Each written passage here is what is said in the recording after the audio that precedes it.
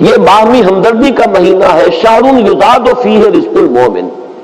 اور یہ ایسا مہینہ ہے کہ جس میں مومن کے رزق میں برکت ڈال دی جاتی ہے، مومن کا رزق بڑھا دیا جاتا ہے۔ من فطر فیہ صائمن، جس کسی نے افطار کرایا اس میں کسی روزے دار کو، کان لہ مغفرۃ لذنوبہ وعتق رقبتہ من النار، تو وہ اس کے لیے اس کے گناہوں کی مغفرت کا سبب بن جائے گا اور اس کی گردن کے آگ سے چھٹکارا پانے کا ذریعہ بن جائے گا، کسی روزے دار کا افطار کرانا۔ اب اس میں جو تفصیل آگے بھی آ رہی ہے اور اس وقت بھی جو بات ہو رہی ہے اس کو سمجھ لیجئے۔ ہمارے ہاں اس دور میں عام طور پر رزق کی فراوانی ہے، وہ جو فاقہ اور فقر کی جو کیفیات پچھلے زمانوں کے اندر سننے میں آتی، عام طور پر وہ اب دنیا میں موجود نہیں ہے۔ لیکن یہ کہ اس دور کا تصور کیجئے کہ وہاں ایسا بھی ہوتا تھا کہ کسی کے پاس کھانے کو کچھ بھی نہیں ہے، خود اپنے لیے بھی کچھ نہیں ہے، ہو سکتا ہے کہ وہ صرف کہیں سے کوئی تھوڑی سی دودھ کی لسی بنا کر بیٹھا ہو روزہ افطار کرنے کے لیے اور اس کے پاس خود کچھ نہ ہو۔ اس حالت میں کوئی اور شخص جس کے پاس یہ بھی نہ ہو، اگر اس کے پاس آتا ہے تو وہ اپنے اس تھوڑی سی لسی میں سے اگر اپنے کسی اور بھائی کو بھی کچھ پلا دیتا ہے 2 گھونٹ، تو اس کا جو اجر و ثواب اس وقت اس پس منظر میں ہے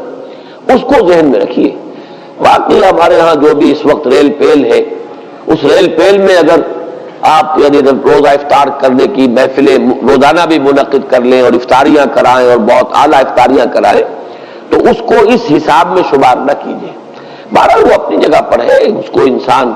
احباب کے ساتھ محبت کے اضافے ہی کے لیے کرتا ہے، اور وہ محبت خالص اللہ کے لیے، اللہ کے دین کے لیے، اس کا اپنی جگہ پر اجر و ثواب ہوگا۔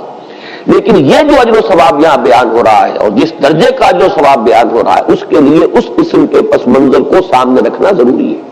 ورنہ یہ بہت مبالغہ سا معلوم ہوتا ہے کہ اتنی سی بات کے اوپر اتنا بڑا اجر و ثواب۔ لیکن اس کو اگر اپنے اوپر انسان طاری کرے، جیسا کہ آتا ہے بہت سے صحابہ کے بارے میں، انہیں تو فاقے ہوتے تھے اور کئی کئی وقت کے فاقے، اصحاب صفہ خاص طور پر، کہیں سے کچھ آ گیا ہے تو کھا لیا ہے، نہیں آیا ہے تو کئی کئی وقت کے فاقے ہو رہے ہیں۔ حضرت ابو ہریرہ فرماتے ہیں رضی اللہ تعالی عنہ، کیونکہ وہ بھی اصحاب صفہ میں شامل تھے، کہ ایسا بھی ہوتا تھا کہ کئی کئی وقت کے مسلسل فاقے کی وجہ سے غشی طاری ہو جاتی تھی، لیکن لوگ یہ سمجھتے تھے کہ شاید انہیں مرگی کا دورہ پڑا ہے، لہذا وہ گردن پر پاؤں رکھ کے اور دباتے تھے۔ یہ کیفیت بھی وہاں پر ہوتی تھی، چونکہ اللہ تعالیٰ نے جو نظام محمد رسول اللہ صلی اللہ علیہ وسلم کو دیا، اس میں وہ جبری مساوات نہیں تھی، والنٹری تھا جو معاملہ تھا۔ جو زکوٰۃ ہے وہ فرض ہے، لیکن یہ کہ باقی صدقہ خیرات اپنے رزق میں دوسروں کو شامل کرنا، یہ لوگوں کے اپنے جذبے پر چھوڑ دیا گیا تھا۔ لہذا وہاں انصار کے ہاں عام طور پر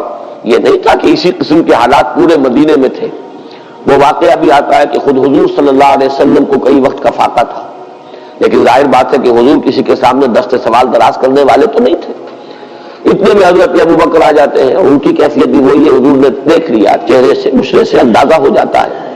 کہ فاقہ ہے۔ حضرت عمر آئے، ان کا حال بھی یہی۔ تو حضور پھر ان دونوں کی وجہ سے اٹھے، ان کو لے کر ایک انصاری کے باغ میں پہنچے۔ اب ان انصاری صحابی کی عید ہو گئی کہ حضور تشریف لائے، وہ دوڑے فوراً باغ میں سے کچھ انگوروں کے خوشے، کچھ اور چیزیں لا کے فوراً رکھی، اور پھر چھری ہاتھ میں لے کر دوڑے لپکے کہ کسی جانور کو ذبح کرے اور پھر یہ کہ ضیافت کا اہتمام کرے۔ تو حضور نے فرمایا دیکھنا کہ کسی دودھ دینے والے جانور کو ذبح نہ کرنا، کوئی اور نہ ہو، اور بکری ہو اور وہ دودھ دیتی ہو اور بچوں کے لیے وہ ایک ذریعہ بنتا ہو اور تم اس کو ذبح کر دو۔ بہرحال اس کے بعد انہوں نے، جیسا کہ آپ کو معلوم ہے کہ وہاں گوشت اس طرح تیار نہیں ہوتا تھا، وہ تو بس یہ کہ اس کو گوشت کو تیار کیا اور سیکا آگ کے اوپر اور گوشت تیار ہے کھانے کے لیے۔ تو وہ حضور نے بھی تناول فرمایا، حضرت ابو بکر نے، حضرت عمر نے، اور پھر حضور نے فرمایا روٹی کا تھوڑا سا ٹکڑا لے کر اس پر چند بوٹیاں رکھ کر کہ یہ عائشہ کو بھی دے آؤ، اس سے بھی کئی وقت کا فاقہ ہے رضی اللہ تعالیٰ۔ ان حالات کو دیکھیے کہ اس میں یہ کیفیت ہے کہ ایک آدمی جبر کر رہا ہے، اس نے فرض کیجئے کہ سحری کے وقت بھی اسے کچھ نہیں ملا ہے، روزہ ایسے ہی رکھ لیا ہے، اب روزے کے افطار کے وقت اسے کوئی شے جو ہے میسر آ گئی ہے، اس کو لے کر وہ بیٹھا ہے کہ دیکھتا ہے کہ کوئی اور ساتھی، کوئی اور دوست، کوئی اور مسلمان بھائی ایسا بھی ہے جس کو یہ بھی میسر نہیں۔ اب اس میں سے وہ چند گھونٹوں میں سے چند گھونٹے پلا دینا، اگر ایک گلاس کسی کے پاس ہے تو اس میں سے 2 گھونٹ پلا دینا واقعتاً اس کا اجر و ثواب جو ہے وہ وہی ہوگا جو حضور صلی اللہ علیہ وسلم بیان فرما رہے ہیں۔ تو فرمایا من فطر فیہ صائما کان لہ مغفرۃ لذنوبہ وعتق رقبتہ من النار